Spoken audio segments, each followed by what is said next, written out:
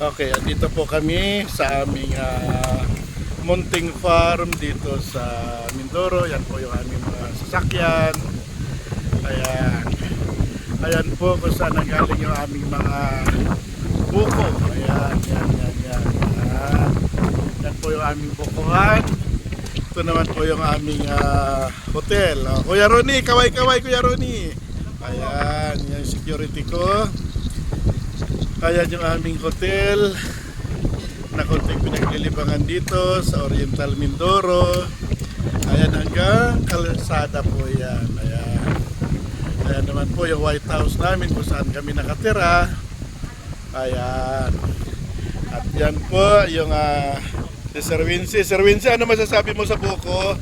Matamis. Wow! Fresh na fresh. Okay. So, tingnan mo. Wow! Okay.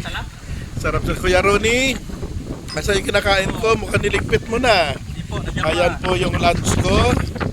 May fresh buko. Mayroong, ano tawag dito? Pipino at saka native na manok na adobo sa gata. And then pork chop. Ayan. Ayan po yung aming pang mga kakainin. Ayan yung fresh na buko. Ang dinagsawa na po sa prutas sa lansonis at saka sa rambutan.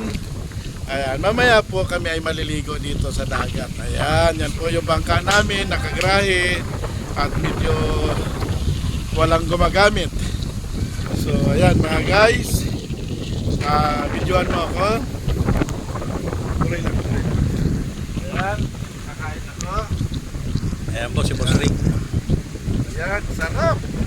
Ganito lang po ang buhay namin dito sa probinsya. Ayan.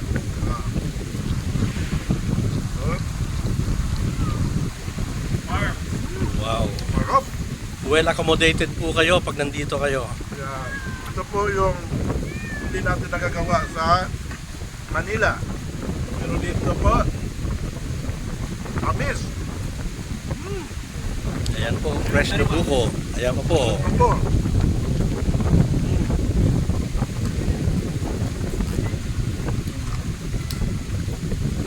Sariwa po.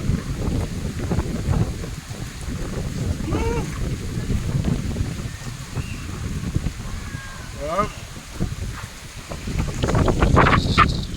Mga guys, talagang walang dalayan dito sa buhay probinsya.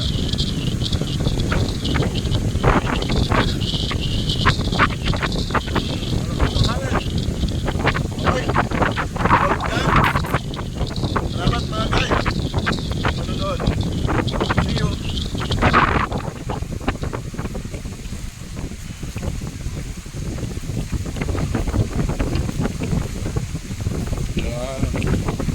Di pa ako nag-rise ha. Di pa ako nag-rise. Yan.